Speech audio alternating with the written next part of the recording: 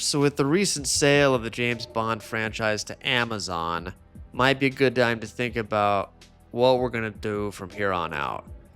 Here's kind of my idea of what I think we should be doing, because there's already been rumors of castings, there's already been talk about who should be the next Bond. Here's what I think we should be doing. The discourse around James Bond, at least from my opinion, was that it was great with Sean Connery. It was kind of with Lazenby. Back to greatness with Connery. Moore was a little too cheesy in the 70s. More spills.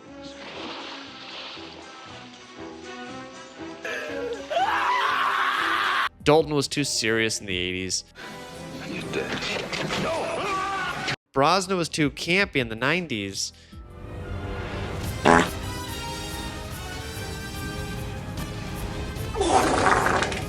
And then, what's his name? Daniel Craig did pretty good with Casino Royale and Skyfall. However, people did not like Quantum of Solace. And then Spectre was pretty controversial from what I remember. I loved it, but, you know, what are we going to do? But then universally, No Time to Die was pretty well not received.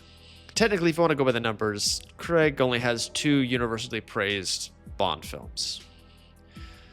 The main consensus from the fans of Bond that I can tell, that I talk to, is that when you do something new, some people love it and some people hate it. Kind of like with Spectre.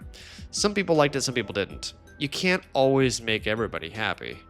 Well, I think we know how to make everybody happy. Except for certain political groups. They might not like this perspective. Bond has been obsessed ever since the 70s with like pushing forward. We got to push Bond into the new millennium. We got to push Bond into the next century. Still working for MI6, or have you decided to join the 21st century? Because I think you're a sexist, misogynist dinosaur. A relic of the Cold War. No. Bond is a nostalgic franchise. It's time to go back. Go back to the 60s. Set Bond in the 60s. So the technology and all that crap is just like old, right? He doesn't have a cell phone. He doesn't have a laser. He doesn't have a watch thing or whatever. He's got the ejector seat in the car again, right? Ejector seat? You're joking. I never joke about my work, 007. Like, just take him back to that Goldfinger vibe, huh? That way, it'll be super nostalgic for everybody, because that's the Bond that everybody wants to see again. I mean, everybody just agrees that Sean Connery is the best Bond. So just do that again. Just make new stories in that time period. We're fighting the Ruskies again. It's the Cold War. Bond's doing his shtick. Moneypenny's the secretary. He's flirting with her again. Oh, well, some girls have all the luck. Who is she, James? She is me, Miss Moneypenny. And kindly omit the customary byplay with 007. He's dining with me, and I don't want him to be late. So there's hope for me yet. You know, you're going to shoot it all sleek and modern, but it's going to be set in that time period. Why I think we should do this is because we've had 2 films recently that took place in the 1960s that were very popular and very successful. One of them was Quentin Tarantino's Once Upon a Time in Hollywood, and the other was Ford versus Ferrari. Both massively successful films in 2019, set in the 1960s. I think it's time to put Bond in the 1960s. Strip him down, give him the old kooky weird Q again, and you know, you can give him certain kind of like gadgets and stuff, and you can even kind of make fun of modern times, you know, Q, or somebody could be like, you know, who would ever want to be, you know, reached 24 hours a day? I would certainly wouldn't, you know. Just put that kind of campy crap in there.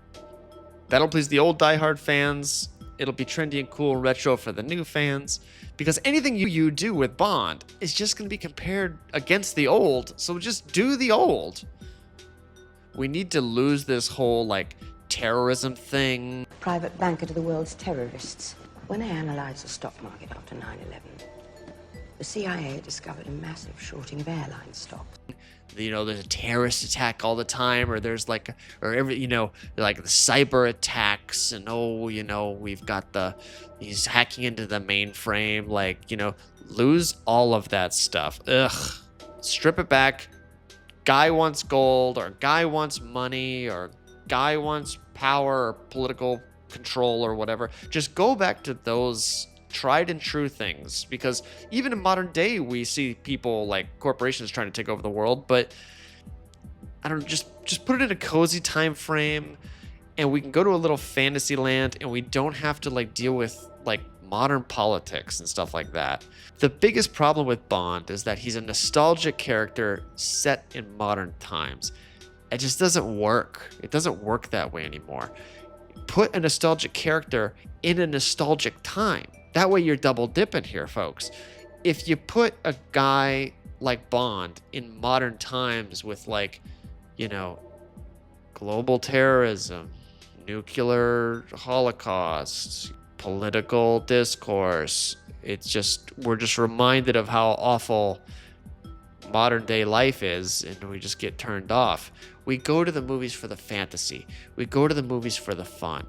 And we've seen recently with a lot of Hollywood pictures that by over politicizing everything, whatever the political beliefs of the audience are, they just get turned off. It's like, I'm not coming here for a news article. I'm coming here for fun. Give us some fun. So how do you do that? Send the audience back in time, to a simpler time. A time before the madness. A time when people, relatively wanted the heroes to win. And like I said, I'm not saying that this is going to be an easy feat to master. Tackling Bond is always going to be tough, whether it comes to casting or plot or whatever. But I just feel like setting up Bond to have an old, stripped-down adventure and just doing something simple is the way to go. Once it becomes too big and bloated and overcomplicated, the audience just gets bored. It unplugs, it turns off, they disengage. They just don't want to deal with it anymore. I mean, we see that recently with the success of films like Top Gun Maverick. Look at how great that film did. And it's like just a bunch of fighter jet pilots going to school and talking and planning for one mission. And then at the end of the movie, they do that one mission, and it's not the end of the world. The bomb isn't going to explode, killing all life on Earth, or, the whatever. It's just a mission story. Hey, this is the mission. We trained for the mission, and then we're going to go do the mission. The end. Don't overcomplicate something that does not need to be complicated. The end is inevitable, Maverick. Your kind is headed for extinction. Maybe so, sir. But not today. When most people talk about James Bond, they're usually talking about the past. Oh, I love it when James Bond, did that thing with Q and he was Sean Connery. That was fun. I mean, people like myself that are still relatively considered young, we are nostalgic for Brosnan Bond, like GoldenEye. That's probably one of the most nostalgic Bond films that I have, is that movie. I rarely look at modern Bond and think, hey, this is going great. I'm absolutely loving everything that this is doing. When you look at Daniel Craig and he did Casino Royale and Skyfall, those were fun. But what about Quantum of Solace? No. What about Spectre? I really liked it, but I went to the movies with 3 people, and one of them thought it was okay. I thought it was really great, and then the other one hated it. So what's the consensus there? And then with No Time to Die, I watched it once and I don't even remember it. It wasn't very good. And that was the way that we ended the Daniel Craig tenure as Bond? Oh no, that's terrible. So I think what we got to do is just go back to basics. Just give this a try. Put them in classy sports cars, things that we know have aged well because they're still cool today. There's a ton of stuff from Bond films that at the time were thought to be cool and now they're not. I mean, the big one I always hear about was people were surprised when they go back and watch GoldenEye that, wait, Bond's car is that BMW Beamer thing? What's that about? But the DB5 is still a classy car. A lot of the stuff from the 1960s is still considered really slick and stylish. Huh. James Bond's all about being slick and stylish. Why don't we just send him back to the time that was more slick and stylish? It sounds like a good idea to me. Let's give it a try. As far as casting goes, too, I hear a lot of discourse about who we should cast. Should we get Idris Elba? Should we cast Henry Cavill? Should we cast the Kick-Ass guy? No.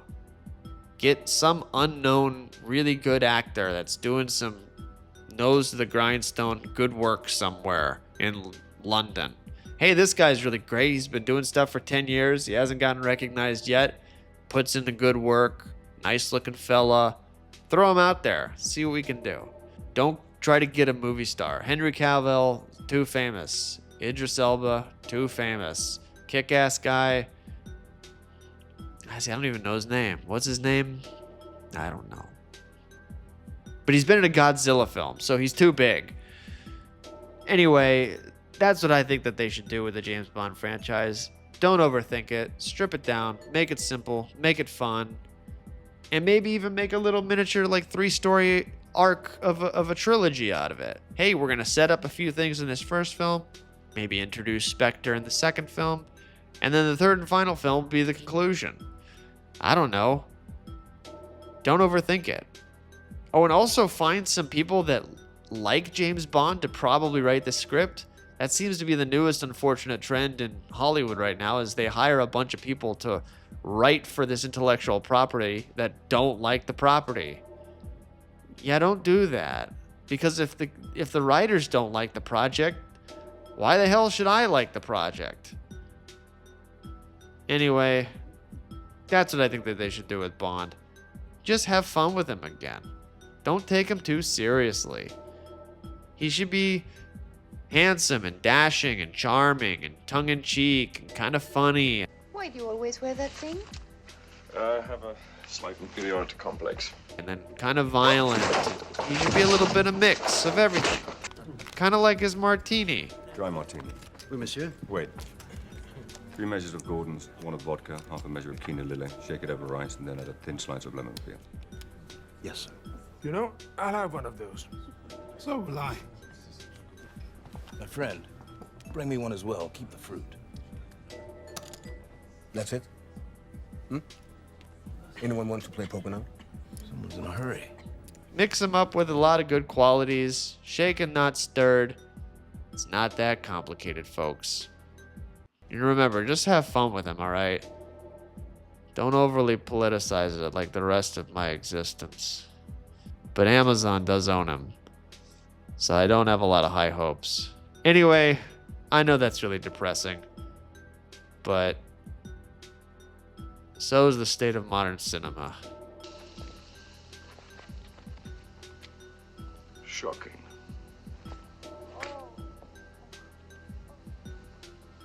Positively shocking.